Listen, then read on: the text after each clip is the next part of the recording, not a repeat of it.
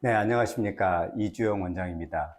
오늘은 많은 분들이 궁금해 하시는 스크루에 대해서 말씀을 드리도록 하겠습니다. 스크루는 교정치료에 아주 많이 이용되는 장치이기도 하지만 또 특히 아이들, 뭐 어른들도 마찬가지입니다. 스크루를 설치한다고 하면 긴장하게 되고 그렇게 되니까 이걸 꼭 해야 되는 것인가 하는 의문을 갖게 됩니다. 그래서 스크루에 대해서 오늘 설명을 드리도록 하겠습니다. 우리가 교정치료를 잘 하려면 치아를 잘 움직여야 되겠죠. 우리가 원하는 위치로 이를 잘 움직여야지 교정치료가 아주 잘 되는 겁니다. 아주 기본적인 것이죠.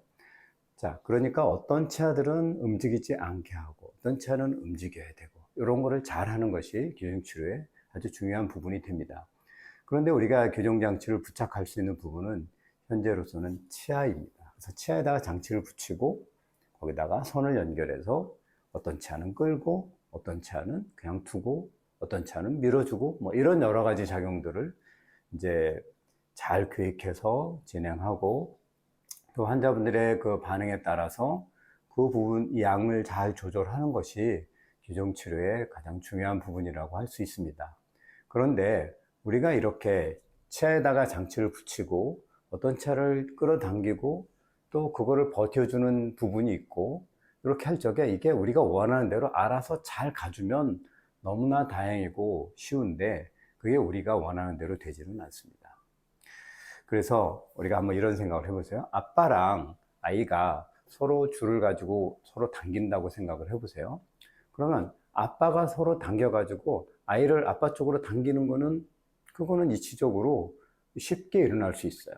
그런데 때로는 우리가 교정치료를 할 적에는 앞에 있는 작은 치아를 중심으로 해서 예를 들면 큰 치아, 아빠를 잡아 당겨야 되는 일이 필요하다고 하면은 우리가 서로 그냥 단순하게 이렇게 당기면 아빠가 끌려오지 않고 아이가 이렇게 끌려갈 수밖에 없어요. 그런 일들이 이 입안에서, 치아에서도 교정치료 중에 일어날 수 있습니다.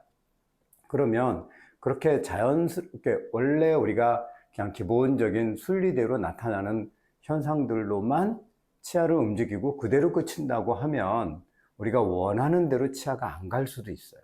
자, 그러면 아이가 한 3분의 1만 딸려가고 아빠가 3분의 2 정도 딸려가고 이걸 우리가 원하는 대로 조절할 수 있는 방법이 뭐가 있을까요?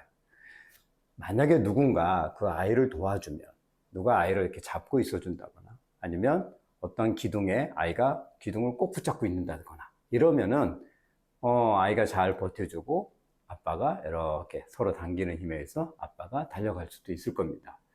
그러한 역할을 하는 장치가 이제 교정치료할 때 필요하게 된 거죠. 그런데 그걸 오랫동안 그러한 장치를 우리가 발견하지 못했어요. 그래서 할 수 없이 바깥에 헤드기어라는 장치를 쓰기도 하고 입안에 입천장에 어떠한 장치를 많이 보강을 해가지고 교정 장치를 여러 개 더 추가적으로 설치를 하고 아니면 고무줄을 좀 무리하게 쓰기도 하고 뭐 이런 여러 가지 과정들을 해왔던 것입니다.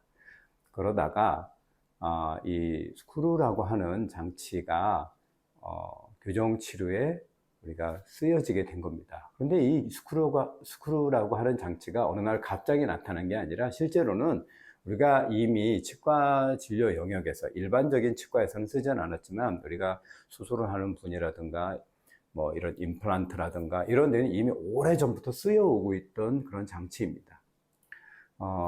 스크루가 우리가 이제 우리 인체에 쓰기 위해서는 인체에 적합한 재료, 타이타늄을 많이 쓰게 되는데 타이타늄으로 된 이런 스크루들을 우리가 뼈가 부러진 분들을 연결하기 위해서라든가 여러 가지 경우에 이 스크루를 사용을 해왔습니다. 근데 이 스크루를 이렇게 잇몸에 이렇게 설치되어 있는 거를 교정하는데 이렇게 활용을 해보니까 아주 훌륭하게 아까 말씀드린 대로 약한 부분을 잘 버텨주게 해줘서 큰 부분이 이렇게 이동하는 것을 우리가 조절하는 것을 굉장히 원활하게 할 수 있는 것을 발견하게 됐습니다. 그 이후에 이 스크루가 이 교정치료 영역에 조금씩 쓰여지면서 검증을 하고 연구를 하고 과연 그 효과가 정말 괜찮은 것인지 하는 부분들을 우리가 여러 교정의사들이 논란 연구하고 또 논쟁하고 또 살펴보면서 임상에 조금씩 적용을 해온 지가 이미 20년 정도 넘었습니다.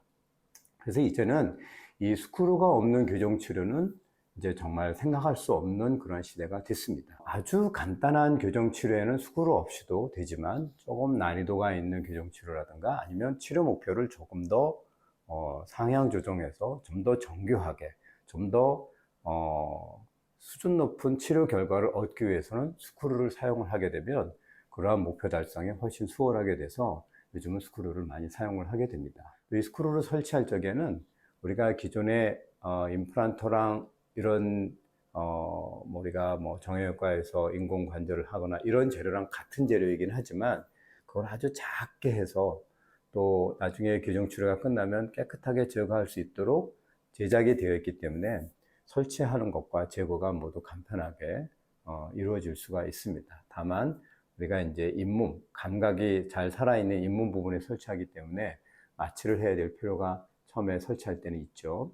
그래서 그 부분만, 조금 두려운 부분만 우리가 잘 참아주면 스크루가 성공적으로 잘 설치될 수 있고, 그러면 교정치료를 아주 수월하게 하고 교정치료의 결과를 아주 최상의 품질로 높일 수 있기 때문에 교정치료를, 여러분들의 교정치료를 하는데 아주 유용하게 큰 효자 역할을 하는 장치가 될 것입니다. 그래서 스크루를 너무 걱정하지 마시고, 또 이미 스크루에 대해서 많은 연구가 되어 있고 검증이 된 장치이기 때문에 걱정하지 말고 사용하시기 바랍니다. 저희 병원에서는 이 스크루가 1998년 12월에 처음 임상에 쓰여지게 됐는데, 저희 병원에서는 바로 그 다음 해인 1999년부터 사용을 해와서 이미 25년 가까이 사용을 해오고 있기 때문에 스크루에 대한 노하우, 또 경험, 또 활용 방안, 이런 것들이 충분히 확보가 되어 있기 때문에 걱정하지 마시고 저희들이 권하는 대로 잘 따라와 주시면 좋은 치료 결과를 얻으실 수가 있을 것입니다. 네, 오늘은 스크루에 대해서 말씀을 드렸습니다.